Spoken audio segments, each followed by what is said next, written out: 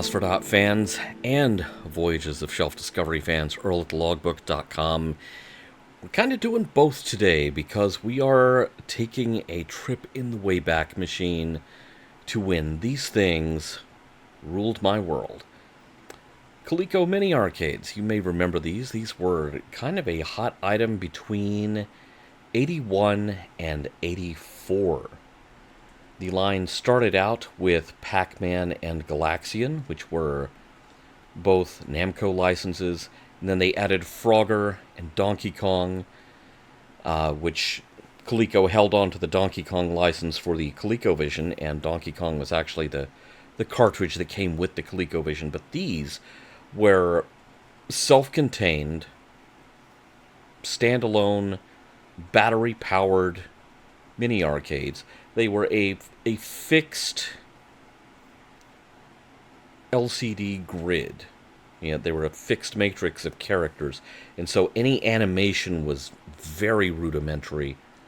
And yet, somehow, for most of these games, Donkey Kong was a wee bit lacking. Coleco managed to make it work. Later on, they added Zaxxon, which was a much larger unit because it actually had two screens inside that were sort of joined together by a half-silvered mirror, which is a time-honored tradition in arcades. That was how Space Invaders projected its invaders over the planet background in the arcade. So nothing new there. And then finally, they licensed from Nintendo the Donkey Kong Jr. game and alarm clock, and just kind of rushed that out there because, hey, we've got the Donkey Kong Jr. license. You at Nintendo in Japan have the hardware and the game already figured out. I've got the brain, you've got the brawn. Let's make lots of money. That sort of thing. But there was one that got away.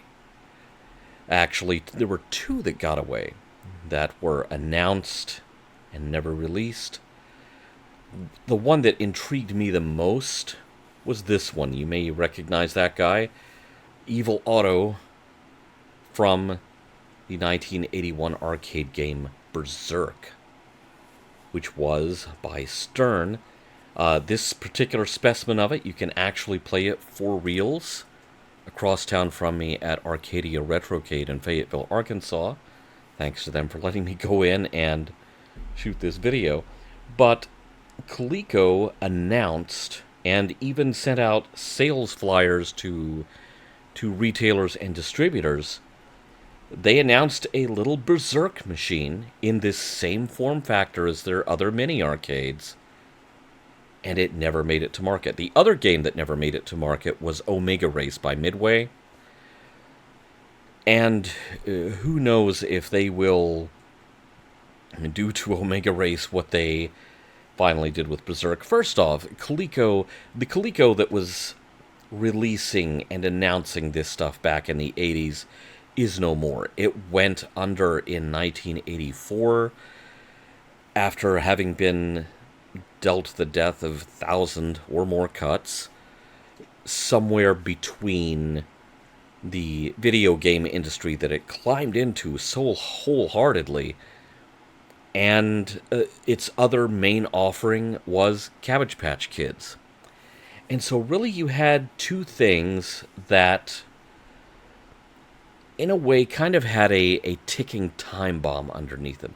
And Coleco was an early entrant into the home video game market. You may remember they had the Coleco Telstar, and then that branched out into other variations like the Telstar, the triangular-shaped Telstar Arcade. Then they had a light gun game called the Telstar. It was either the Telstar Marksman or the Telstar Combat. And eventually, after kind of going through the same cycle that Atari did and that Magnavox did, and exhausting the possibilities of dedicated consoles that had a few built-in games but no expandability, finally in 1982, Coleco rolled out the ColecoVision and sort of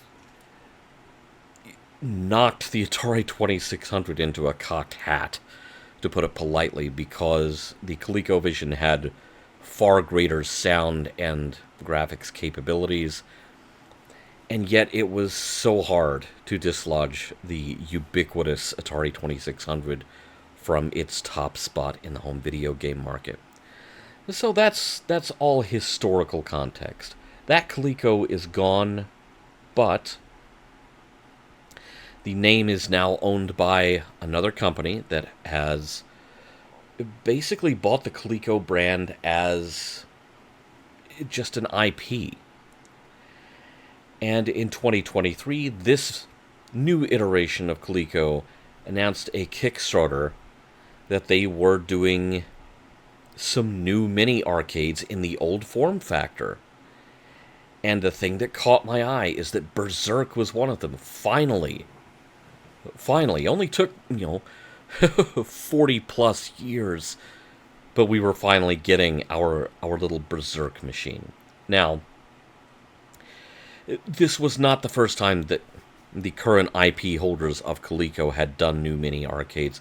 Several years back, they did a different Kickstarter, and they did one that was Robotech, and I'm trying to remember what the other one was. And for some reason, my brain is fixating on, from memory, which my memory may be faulty, fair warning. It was either My Little Pony or Rainbow Bright or something like that. Neither of these things ever had arcade games, and neither of them ever had portable electronic games back in the 80s. So it was kind of a weird thing that they were doing this beloved old form factor with new properties. But this gets back to basics. This is, we are doing old arcade games from the 80s in this format. And so I jumped on the Kickstarter. They did Berzerk and Frenzy, and they did a racing game from the early 90s called Top Racer. I was not interested in Top Racer, but Berzerk and Frenzy, okay, they had me. I paid handsomely to get in, and it took quite a while for these to arrive. They actually arrived at the beginning of 2024, at which point I thought I was about to have to move, and so I set the box aside and literally did not unbox them until very recently. So here we are opening the box. There's the manual for the game. There's only this flimsy plastic holder, one on the top, one on the bottom. You can't really see in there because, dark. That's all that's holding the game in place. There's no styrofoam or anything like that. There's the game. It's got 4 buttons, which is 3 more buttons than Berzerk needs, but evidently this is kind of a standardized casing that they can do a new run of in different colors of plastic and apply new decorations to. There's a USB cable.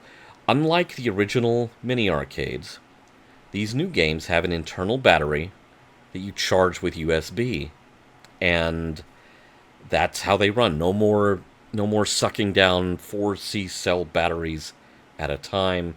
So you have to plug it in, and that's how it's powered. But the shape of it, as you can see, very faithful to the original. And so I was very curious to put it side by side with one of my originals, because I have mentioned in the past that there are very few things in this room that I have a full collection of. Coleco Mini Arcades is one of those things that I do have a full collection of. So I got down my Ms. Pac-Man machine off the shelf, back from 82, 83, set it side by side with the brand new Berzerk machine. Obviously, huge difference in the size of the screen. We'll get back to that later, because the whole thing here is kind of a mixed bag. The size is identical.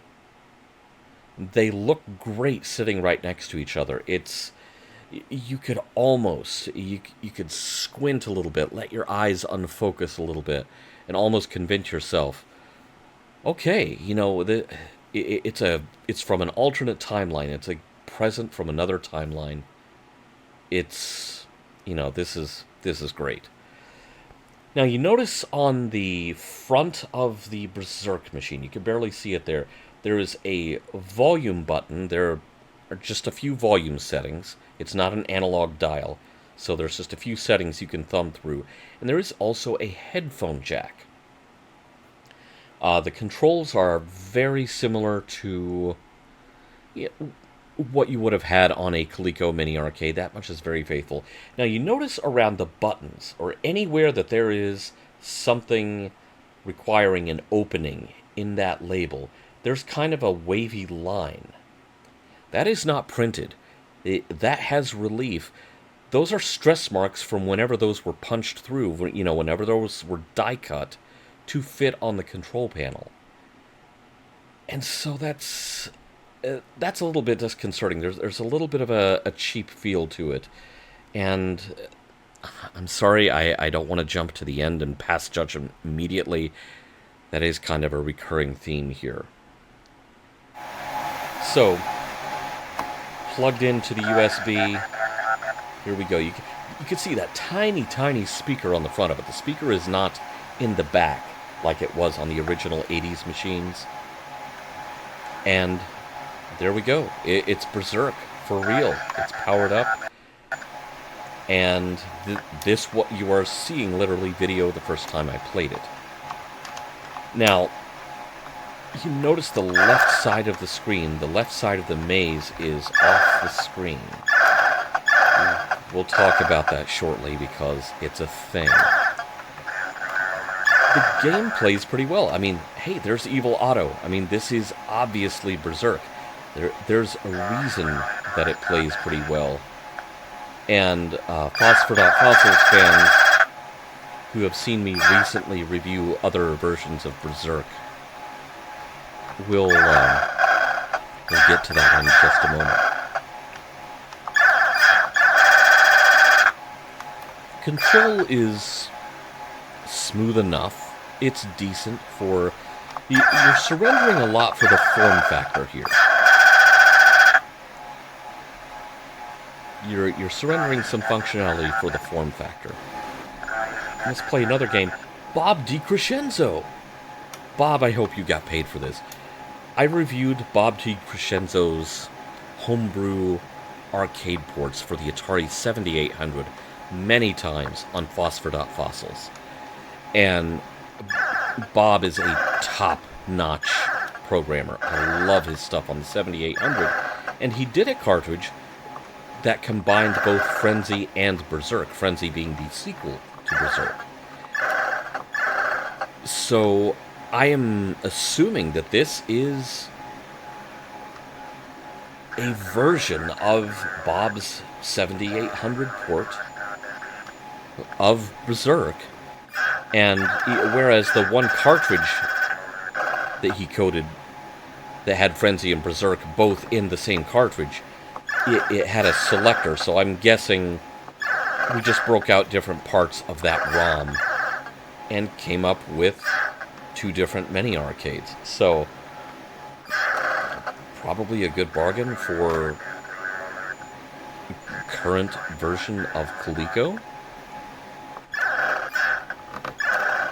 The graphics are better than they would have been in the 80s, but they are also tinier because we're on this little horizontal screen. I kind of feel like different choices could have been made there, but we'll get back to the screen size in a moment.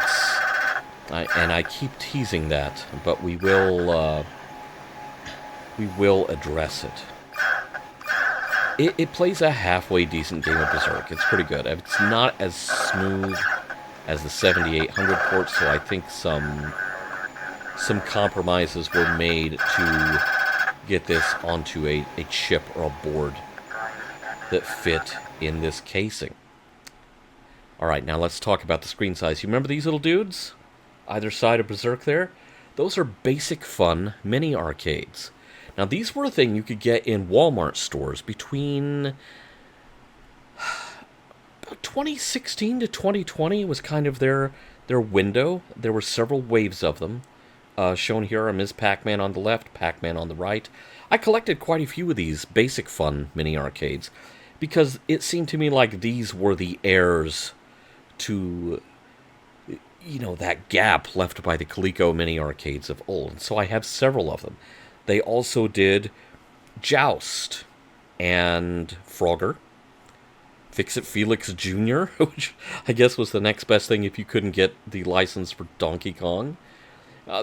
They did quite a few of them. I collected quite a few of them. A friend of mine sent me the Basic Fun did a Mortal Kombat mini arcade, if you could believe that. Kind of funny. But you notice it's the same screen in all of these units. It's that same little tiny OLED screen. You almost need, well, I almost need reading glasses for it. That's, I'm not going to say everyone's like that. That's just my eyes. It's the same screen. Those Basic Fun mini arcades would retail for 20 to 25 bucks each. The Berzerk machine and the Frenzy machine, not shown here because we'll open Frenzy in another video. Bit more than $20 to $25. It was a Kickstarter, and like I said, I paid kind of handsomely for it. But under the hood, from the screen on into the guts, I would bet you good money it is exactly the same hardware, just playing a different specific game. So I don't feel like I got taken. I knew this was not going to be the 1982 Berzerk that never was. I knew that going in. But look at that. It had a vertical screen at least. They could have popped for a slightly bigger screen. But then I guess if you break away from that kind of TV-sized rectangular, 4:3 aspect ratio screen, you can't stick the Bob DiCrescenzo Atari 7800, version of Berzerk in this box and do it as cheaply as that. So I have a great many misgivings. Okay, and while we are talking about misgivings, you remember the maze that kind of slid off the screen? You couldn't see the left side of the maze. Everyone who backed this Kickstarter got a package in the mail. And it contains a letter from Coleco, or modern Coleco, which has about as much to do with classic Coleco as as modern Atari. Basically saying, a certain number of these suffered from this problem where the whole screen was not, the whole playing field was not displaying on the screen. And so, they have enclosed, for Berzerk and Frenzy, for each one, because apparently they both show this problem, little tiny circuit boards for you to swap out with what shipped in the machine. Okay, I kind of expect to patch software. I am not surprised anymore if I get a game on Steam and it immediately has to download updates. And then it has to keep downloading updates. Yes, some of that is for good reasons. Some of that is because the game is added to, new functionality is added, bugs are fixed. I expect to patch software. I don't expect to have to patch hardware. And as far as what kind of instructions you wind up with, you have to go to a Facebook group, Coleco Mini Fan and Facebook group, and watch a video to show you how to swap the guts out.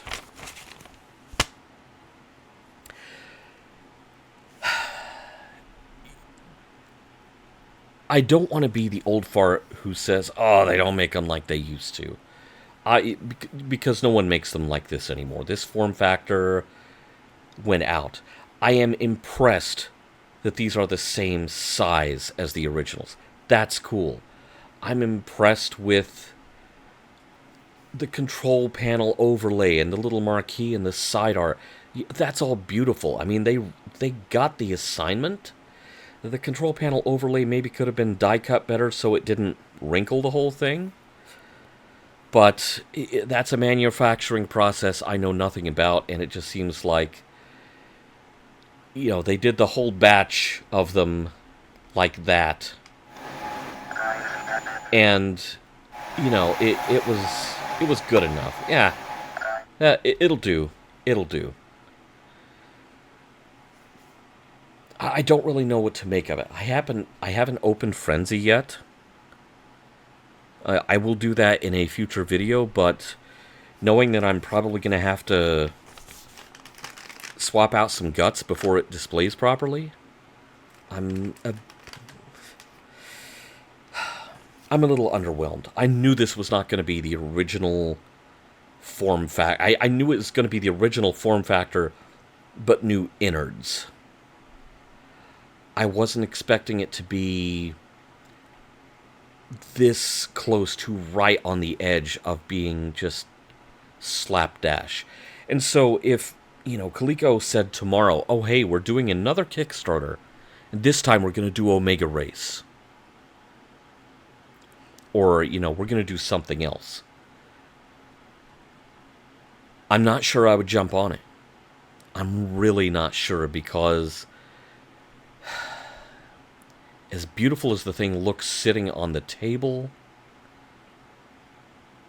once you look at it up close and once you fire it up to play it, the disappointment starts mounting.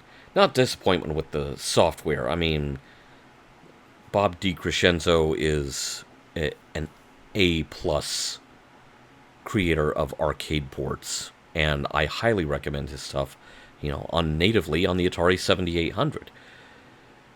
This, it just seems like they cut his software in half and made two machines out of it that they charged a lot more than Basic Fun charged for its little arcades.